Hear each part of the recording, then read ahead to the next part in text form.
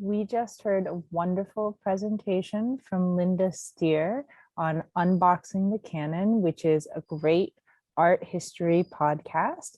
And I forgot to hit record, so many apologies to those of you who are watching the video, but you should go visit her website, Unboxing the Canon, at podbean.com to hear the podcast. And we're going to move on to our next presenter, our next podcast. And Linda, if we have some time at the end, maybe you can tell a little bit more about your podcast for the recording. Does that sound good?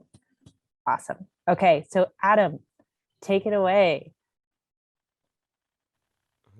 Thank you so much, Linda. I thought that was great. And I'll try to make it a little faster to build up time at the end so you can repeat. I have slides because I too need some level of script. Are you guys able to see Podcasting for Creatives? It's loading. There we go. Can you see that? Great. So, hi, I'm Adam Paul, and I'm an adjunct at the University of Nevada, Las Vegas, where I teach screen acting and in both the theater and the film departments. And we have been using a podcast tool set to instruct young creative performers to branch out from merely performing into creating their own work. So just a little bit about me. I teach at UNLV. I've had a long career in front of and behind the camera in Hollywood and beyond. I'm a writer and director now. I played a role on a show called How I Met Your Mother, known as The Naked Man, and that has followed me around for the rest of my career. But that's what you get with a master's degree in acting. I've done a lot of voiceover work. I've done a lot of work writing and directing and performing. And now I consider myself a full-time teacher and instructor and love it. The course is it's a 2-semester course. So in the fall, we teach podcast creation, and in the spring, it's podcast production. And the idea is a content creation and self-production course for acting majors designed to give those students the tools and experience necessary to actively participate in the creation, production, and distribution of original content that builds on their acting skills. They spend a good amount of time as undergraduates learning the fundamentals of acting and the back and forth of what it takes to perform professionally. But often in the real world, that leads to a lot of waiting around for the phone to ring, which doesn't help anybody. And so this seemed like a cost-effective and frankly popular way for us to really engage students and develop other skills on top of what they were learning. So the students collaboratively write, produce, cast, record, edit, market, and distribute a full season of a fiction podcast in this course. And they're expected to approach the course as a professional internship. And through that work, we create a 9-episode short format narrative podcast series, which are 10-minute episodes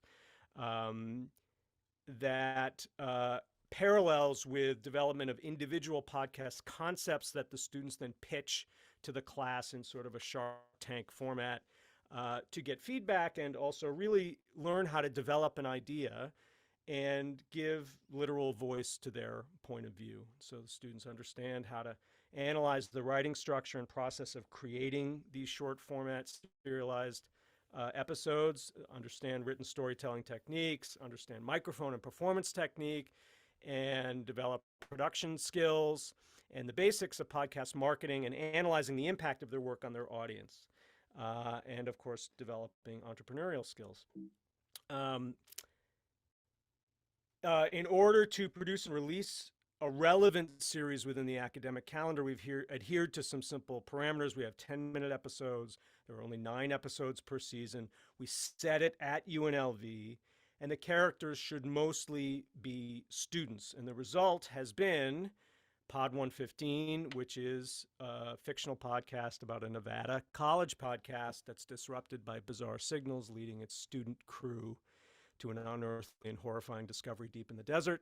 It's 9 short episodes that tell a tale of identity and otherness and monsters from space. UNLV rightly is quite proud of its designation as the most diverse college campus in the United States.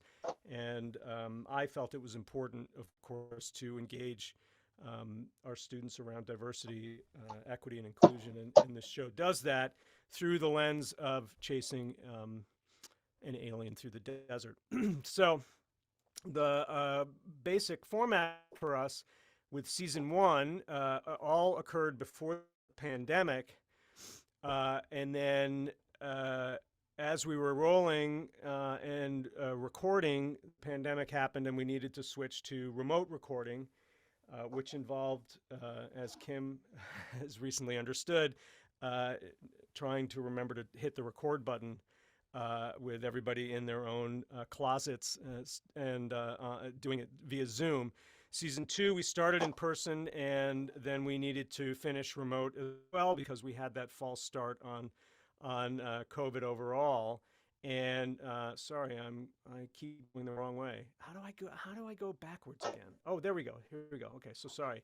I know I only have a few more minutes here. So anyway, this image is backwards as well. But in class, we've been writing episodes, and so the students need this very quick overview of writing structure and writing process, as well as something they're used to, which is building characters. So we develop characters together, and then we create a writer's room where we're developing a story, we're breaking seasons, we're breaking episodes, we're signing episodes, and then those students go off as writing teams, write drafts, come back, and like a real writer's room, we then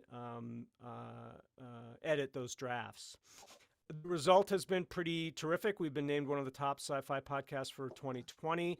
Our second season releases at the end of this month on the 28th.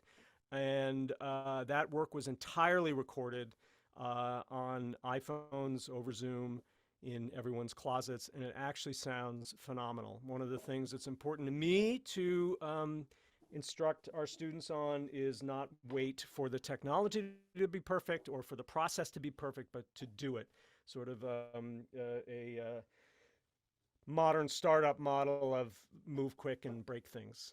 The results, though, have really been terrific, and I hope you all listen to our second season, catch up on the first season. It doesn't take too long with 10-minute episodes.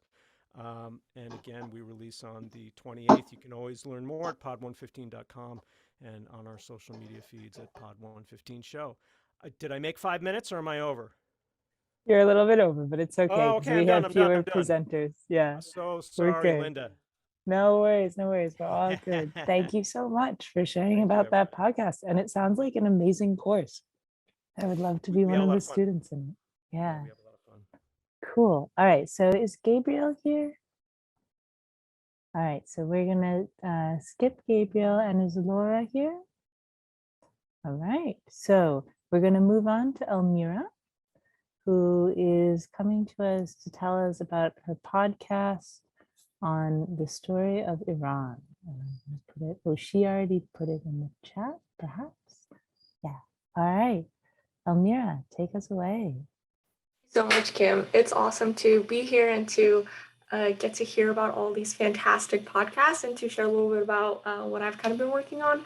So I'm a PhD student at UC Davis in the Department of Comparative Literature, and I'm the graduate assistant and audio editor for the Story of Our podcast, which is produced and reviewed by my advisor, Professor Amy Motzlak, who unfortunately could not be here today due to some scheduling conflicts. But the Story of Iran podcast is something that we're super proud of. It aims to connect Iran's rich and diverse history through unconventional objects. So each episode features a discussion with a leader in the field of Persian studies on the significance of an object to a specific time period, to the Iranian people, to the culture, to the diaspora. So for example, the first episode considers the pomegranate and its literary and historical connection to the Persian world. And the episode itself was actually recorded on a walk through an orchard in Northern California. And the second episode dives into this monument in Tehran that was renamed after the revolution in 1979 to Azadi or Freedom Tower. and it carries this sort of symbolic meaning that is as tall as the monument itself. So the podcast, as you can kind of tell, is a mix between scripted and unscripted, as the interview questions are obviously written beforehand, and we share them with the person that's going to be interviewed so that they can prepare as much or as little as they prefer. So it's all kind of based on their own comfort level. So the first episode is, I think, the least scripted. It's more like a free flow conversation, whereas I think the latest episode that we have on a poster exhibit is probably the most scripted, because that was just the comfort level of the person interviewing, and we want to kind of respect that on them. But we're very excited for our future episodes, because we'll continue to bring in experts to discuss their objects, but also we're going to introduce some community members who join us with their own objects and talk about their story of Iran. And we tend to release one episode per quarter, because it is kind of affiliated with the university. And I put the handle as well. The podcast is hosted on the comparative literature website at UC Davis. So if you'd like to check it out, it's all there. And if you want to be notified every time a new episode goes up, you can follow the official Instagram page. And the Instagram page is actually an interesting project because it adds kind of another layer to this kind of idea of translation. So if you think of academic podcasts as kind of translating academic research for the general public, the podcast Instagram then deals with translating an audio-only medium to a visual-only platform. So that's kind of been a fun thing. But yeah, we'd love to impart the story of Iran to you all. So if you'd like to take a listen to some of the episodes, you can find all the information there. And yeah, thank you all so much for your time. Awesome. Thank you so much, Elmira. Sounds like a great podcast. And really exciting that it's based around objects. I love that idea of like having each episode deal with something sort of tangible and physical in the world. Yeah, it's great. All right. So next up is Amanda, who's going to talk to us about everyday environmentalism. All right, let's see. Do I have it? Yes, I'm going to share my screen with everyone. Just give me one moment. Okay, can everyone see that?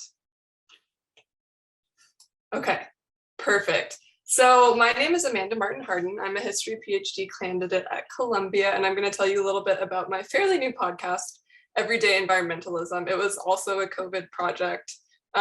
So yeah, it's interesting to see where other people are in the process in the past couple of years. But to give you a quick rundown, Everyday Environmentalism is a podcast that tells past and present stories about urban nature in New York City. And I interview environmental scholars and activists. And actually, I should say we, because for the first season, which is wrapping up this week, actually, I had a little bit of funding to work with 2 undergraduates who helped me with the interview process. So yeah, we talked to environmental historians, we've talked to some urban archaeologists, contemporary activists, all kinds of people, to try to kind of bridge the gap between academia and contemporary activism. So that's one goal for us. We also really want to re-examine who counts as an environmentalist. Coming from someone who studies environmental history, the sort of written lineage of environmentalism is really rooted in this idea of like white affluent environmentalists as the sort of originators of the modern movement. And so we're trying to retell different histories and current stories that sort of challenge that notion. And if this will load, we also want to challenge listeners' ideas about the natural environment in New York City. So even the idea of urban nature in Manhattan or New York, Brooklyn in general itself is really surprising to a lot of people. So that's sort of one of the core components of our podcast as well. To give you a few examples of episodes we've done, this is an illustration from the 19th century in New York, and we interviewed a historian named Dr. Catherine McNur, and she told us all about how in the early 1800s, Manhattan was actually teeming with farm animals. So there were pigs, cows, horses, all up and down the street constantly. And it actually took a lot of environmental battles that were really rooted in sort of class conflict and the resources people used to survive in the natural environment. So really like early green gentrification actually in this era. So we talked to her all about that. we talked to Ride to DC founder Lina Tabebe, who's pictured there in the middle, and she founded a bike organization that uses like mass group bike rides as ways to raise awareness about racial injustice. So they ride from Washington DC from New York City to Washington DC annually to sort of raise awareness about these issues. So we talked to Lina all about how her personal journey with bike riding in New York has sort of scaled to this more like protest level movement. And another episode that we recently did, we talked to Dr. Kelly Britt, who's an urban archaeologist, and she actually worked for FEMA for a while. So we talk about how a lot of our paradigms about climate resilience and natural disasters actually lead to just like perpetuating the status quo of not really addressing climate change and the human choices that have led us here. So this is an image of the New York City waterfront areas, which are a big zone and issue in climate change and sort of an ongoing conversation. So yeah, that's a really quick rundown, but if people have more specific questions, I'd be happy to answer them. But you can find more information at our website, everydayenvironmentalism.org. Like I said, we were just wrapping season 1 and it's been very like interview focused as a result of the pandemic. But I'm hoping now that things are more open, I can maybe like get out in the field and maybe season 2 will have a little like urban beekeeping, urban foraging in public parks in New York, more things like that with some interesting audio. So yeah, that's it. Thanks for listening. That's great. Thank you so much for sharing. All right. So last on our list, we have John Plotz and Elizabeth Ferry, who are going to tell us about Recall This Book. Yes, thank you. Wow, this is so like wonderful and daunting to see all of these different types of project, and ours is its own weird thing. So I have a small PowerPoint. Sorry, let me, yeah. Can you guys see that okay? It's sort of, okay, great, thanks. So Elizabeth and I are just gonna bounce back and forth. And Elizabeth, I can't see you, so just yell when you wanna jump in. Yeah, so we were pre-pandemic and we had a live studio recording phase prior to March 2020 that was really fun. And now we are sort of fully Zoom based. We're not a high audio podcast, but we do, we do somewhat edit our conversations. But I should say the basic idea is that we have a triangular conversation. That's what we aim for. We don't always achieve it. Sometimes it's just 2 people, but usually what we like is 3 people who come from different places intellectually approaching a common problem. So as the title suggests, we begin by trying to look backward into the past to find a topic that has, a lens of a particular book that explains how things used to be seen in the past. And then we have a guest with us who's going to explore, that problem in the present as it relates to that past. So when we talked about the crisis in policing around Black Lives Matter, we also talked about the 1968 Kerner report. So we spoke with someone who does, white supremacism and policing today, but we also fought back about the 1960s. So that's the basic structure. I guess its weirdness is that it's 3 voices, but it's also, that's its stability too, because we sort of aim for an intimacy and a rapport that is based on getting the 3 of us. Well, it used to be in one very tight, cozy physical space. And now it's just 3 of us on a Zoom together where, we don't, as I said, we don't edit out a lot, but we do try to move beyond the stiffness of the original scripted questions. We try to get to the moment of follow-up and sort of sit in that moment where the 3 of us are sharing a concept that we've all thought about really differently, because Elizabeth is an anthropologist, I'm an English professor, and maybe we'll have a neuroscientist on with us or a sociologist. And we want to get to a common space. Can I toss it to you, Elizabeth? You want to? Sure. Yeah. So the origins of the podcast in some ways have to do with John and I are colleagues and friends for a long time and have been interested in in kind of plumbing the depths or finding the floor of interdisciplinarity. We taught a class together where we juxtaposed novels and ethnographies, and so I think, you know, that sort of slantwise approach to different topics has served us well.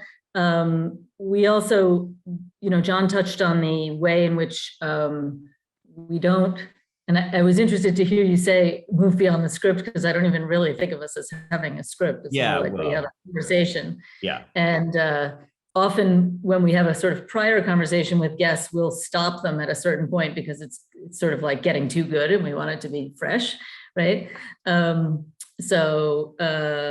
But those conversations end up being quite a lot of fun to engage in, and I think our guests enjoy them, and we hope that our listeners do as well.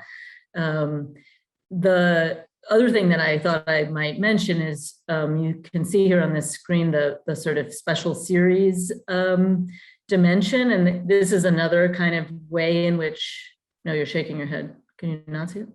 Oh, sorry. The way in which, you know, we try to be kind of nimble in response to different kinds of events, different kinds of interests that we have. So while the in focus tends to be more of a one-on-one, and often with somebody who's quite a bit more famous than us, like Zadie Smith or Xixin Liu. There are other, you know, that's sort of one focus, one small series. The Brahmin Left series came out of a conversation that John and actually one of our occasional co-hosts, Adanir Osmani, had with Thomas Piketty. And that was kind of a three series thing. And then there was a wrap up. The global policing, as John said, you know, came out of sort of being in a particular moment in summer 2020, and included the one that he mentioned, and also an interview with an anthropologist talking about community policing in Turkey, and a conversation with Lawrence Ralph, the anthropologist, about his book, the torture letters. So yeah, I think our superpower is maybe nimbleness, such as it is, and as well as this kind of triangular basis that John is talking about. John, do you want to add anything? Yeah, Kim, do we have one more minute? Is that okay, or are we done? Okay. Sure. Yeah, no, you hit time, but we have time left in our session. Okay, so I'll just say, I'll try to make it in 30 seconds. I just say, like, in terms of that nimbleness, there's two partnerships we have that we really like. One is with the online publication Public Books, that they sort of have the pick of our episodes, and if they choose a conversation, they will then turn it into an article there, and we really love that. And then so we sort of cross promote with Public Books, and that's been nice, because by and large we think that I think there's a sort of pod text divide that we're trying to cross, and that's one way we're trying to cross it. Another way we're trying to cross it, and this is really Elizabeth's brainchild, but let me say it quickly, I mean, is that we also have blog posts that we commission from graduate students, which we pay, that's the only thing we pay for. We pay graduate students to write a blog post pairing with a particular episode. And so that's another way to try to cross the pod text divide. And then the final thing we do is that we just partnered with New Books Network. And so we're an independent podcast, but within them, and that they're basically, I feel like they're our distributor, basically. So they have taken our feed and made it a lot more rational and stored our files in a better way. And as a result, we get kind of cross-posted. They place our episodes within particular context, like within their channels that might pertain to something, as a way of sort of reaching listeners who were looking for a science podcast, and then they discovered, oh, well, you guys do a couple of science episodes. I think I'll listen to those. So, okay, thanks. I'll stop. Awesome. Thank you guys so much. And yeah, amazing. I was wondering how you got those incredibly like in-depth, well-written show notes. So now I know. We've always loved the show notes have always been. I mean, I noticed, Linda, your show notes and ours, I think, have a lot in common because I think of it like footnotes, right? You know, like that idea that of, you know, really, we're not necessarily inflicting it on people in audio real time, but that the idea is you should be able to go to them and pursue, you know, find the scholarly backing if that's where you want to go. Yeah, awesome. And Linda, since we have a little bit more time, do you want to share a bit about your podcast for the recording? Sure. So, well, you guys have already heard my spiel, which I read, but I'll just say a couple things. So I created the podcast really from my first year art history course. It's an intro to history of Western art, and I decided to make it an open education resource in case other professors wanted to use it. And that's been pretty successful. Other professors have used it. And I put it out on all the podcast channels as well. I thought that'd be easier for my students. They can just listen to it on their phone when they're out walking around. Getting them away from their screen was one of the things that I wanted to do. And so the format is I take an issue or a topic in the history of Western art, and then situate that historically and either unpack the issue or the topic or look at a couple of paintings in depth and a lot of sort of description of those paintings and what they mean and how they were understood in their time. And then I connect that to the contemporary moment. So for the history painting episode, I talked about a painting by Jericho, which deals with an event that happened in the 19th century, the Raft of the Medusa. I don't know if anyone knows that painting, but it was a sort of horrific event that happened, and it was in all the newspapers at the time, and that was it was a politicized interpretation that he wrote. And then I talk about Kent Monkman, who's a Canadian Cree artist, contemporary artist. He has his work in the Met Museum right now, and he deals with first contact and what that means. So he's made these massive paintings that are in the Met Museum, and I think they're going to be there permanently now. And they show all of and uses the same kind of style as these historical history paintings to talk about what happens with first contact and the process of colonization and how that's hurt people. And it's a really important issue because in Canada we're dealing with this year, you know, a lot of the bodies of children found in residential schools, and we're working through truth and reconciliation. So something that students really want to talk about, and this gives them a way to situate that within art history. And then I talk about another Indigenous artist who Robert Houle, who doesn't do these large history paintings, but also deals with the issue of experience in residential schools in a very different way. So that's kind of the format for an episode.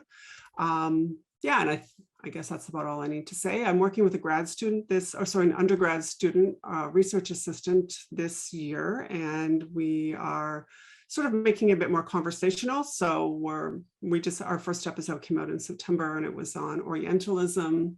And so we look at the history of Orientalism, what that means, situate that socially and politically, and connect it to the process of colonization, you know, Napoleon and plunder and all these kinds of things that are happening. And then we talk about contemporary artists who are responding to that in their work.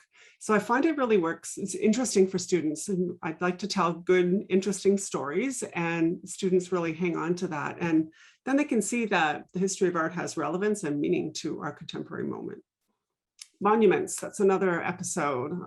It's called Tear Down the Monuments. I talk about the history of monuments. Why are there always these dudes on horses? Where does that come from? We go back to ancient Rome, and then we talk about tearing down monuments now and what that might mean in Canada and the US. So that's my Awesome. podcast. Thank you so much for sharing twice. I deeply appreciate it. And so unboxing the Canon sounds awesome. Thank you. So we have a few minutes left. Do we have questions from our audience? People who are, I feel like it's such a small audience and you guys are all like contributors. So I would love to have you get involved. Tell us about your podcast if you have one, if you want to do an impromptu flash presentation, or just if you want to say hello.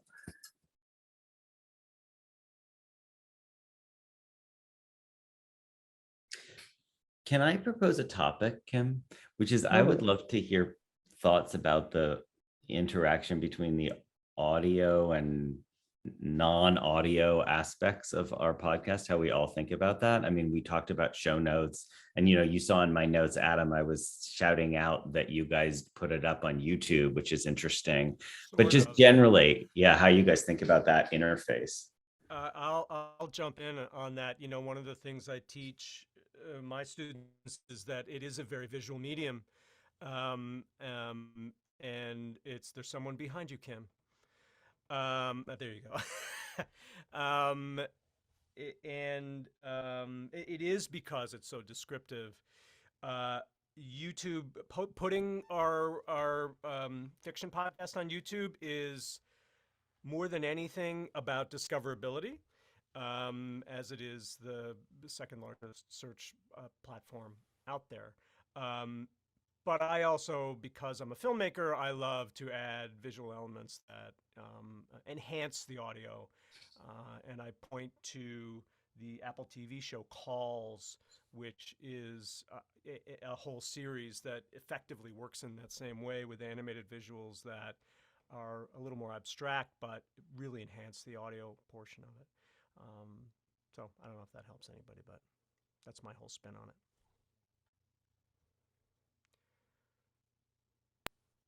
Awesome.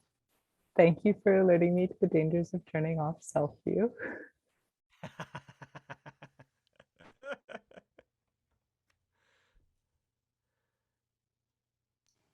I can jump in briefly about that same question that John posed.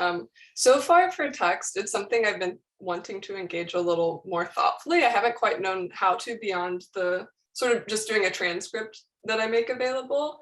But I knew when I started my podcast, and I don't know if this is just because I'm sort of personally a very visual thinker. So I hired an illustrator to sort of help create illustrations in my art for my podcast. And that felt very important to me to help people understand what it is I meant by urban nature. And for some reason, creating an illustration that just sort of like instantly captured it on my landing page, and then the little like taxi coming to life with plants for the podcast visual itself, that I haven't really thought out why. So that since you prompted that, I'm like, oh, that did feel really important to me just as much as the audio, to sort of like have both components of that. So I'm kind of thinking in the moment, but that's an interesting question. It's interesting in this for the Story of Iran podcast too, because there's some way in which the tactile is also being referenced, even if it's not sort of you're not directly touching a pomegranate, but there's something sort of being invoked about touch as well there. Yeah, and that's why for each episode we have kind of the object being the image for the podcast episode. That way when someone like goes on the website, they'll have the little like on one side the audio, and then on the other side will be the image, and it'll have kind of like the logo, and then it'll have the actual picture. So, and that was really important, I think, for the latest episode we had, which was about this like a poster art exhibit for this Art of Black Africa exhibit that was put on in Tehran in like 1970s. But it's really important to kind of have that component, because without the audience being able to see what that object is, it's difficult for them to kind of understand what's being talked about, which is why I think the Instagram portion made sense, because we would put that image of like the episode on the Instagram as the way to kind of like tell people that the episode is up, but so that they get kind of like a hint of what the episode will be about without even having to like listen to it. And that was also part of the struggle with the creating the podcast too, because how do you talk about an object in a purely audio platform, right? And I think the answer that we kind of came up with is that you don't rely on just audio, right? You have this kind of mix, and you use even the very platform that you're on to kind of your advantage, because that's where people are going to go to listen to it. So you might as well kind of use that and to kind of like help them out that way. With things like pomegranates, it's a little bit easier, but still, even then, it's nice to be able to like just have that picture of like a giant red pomegranate to kind of get that visual aspect in. just say that I find that really interesting that you use the image for the episode that refers to that object. I really like that idea. I think that's great. With ours, we've run into some interesting problems that are the interesting problems of working on art, and that is copyright issues, right? So we have an Instagram and we have a Twitter, and I was hoping that we would be putting more contemporary artists on there that are kind of related to the episodes, but there's always copyright issues with taking someone's work and posting it, even if you're just, I think it's kind of okay if you're retweeting or regramming something. But we've been sort of really trying to figure out how we could do that, you know, within fair use. And it's hard to figure out because fair use is different in Canada than US a little bit. And so we have to think about both those places. And also then there are the rules of Instagram. And so I'm actually talking to some lawyers at my university to try to figure out, hopefully talking to some lawyers at my university to try to figure out how to do that. So it's fine with the historical images because I just take them from a museum, and a lot of the museums now are allowing you to download, like the Rijksmuseum is amazing for downloading historical paintings and all kinds of botanical illustrations and everything. But what do we do with contemporary art? And that's all for those of us who work on art. It's always hard when you're publishing an article or something too, to get those permissions, get the images. So it's an interesting question. Maybe I should just go to the museums and take my own pictures, you know, when I can travel again. But if I can just spin it a slightly different way, also, I think it is an incredibly interesting question. And it's really interesting to hear, for example, about the, like Elmira, your point about the Instagram, because I think, you know, when we had the discussion with the New Books Network, you know, one point that Marshall at New Books Network made was, most podcast users just never encounter it textually at all. Like they just have a, you know, one of the three big subscription services or one of the subsidiaries of those that just delivers audio content. And then maybe they have a couple of sentences on their phone. And so thinking about whether we lean into that, which Linda, I hear you doing because you're, you know, verbally representing visual art in your words, or whether we lean away from it by creating an Instagram or YouTube, you know, just it's interesting to know how much you want to go with what our current listeners are doing and how much you want to imagine this as a medium that sticks around, and then the visual and the verbal aspects of it also matter, yeah, differently. I think that's a really great question to sort of leave us to ponder. Yeah, so I think for our podcast, we have an image that goes with each episode, but it's rarely actually topical in the way that, you know, for Linda's podcast, if you're talking about a painting, you probably want that painting, or as Elmira was saying, you know, it's the objects that they're doing. We just have sort of images that are kind of pleasant that we think are related to our terms. So yeah, I think it's an interesting question what the aim of the visuals is. We are also approaching the hour, and I think it might be clever for us to end a little bit early if you guys are willing. And that way everyone can stand up and, you know, walk around, shake their legs out and stuff, take a break before we have our awesome roundtable on editing policies and philosophies, or the workshop on teaching students to podcast, which are both at noon. So thank you everyone for presenting. Amazing presentations, really nicely done, and look forward to seeing you soon. Nice Thanks to hear all everyone. your Bye. Nice to meet you. Thanks, everybody. Bye, thank you.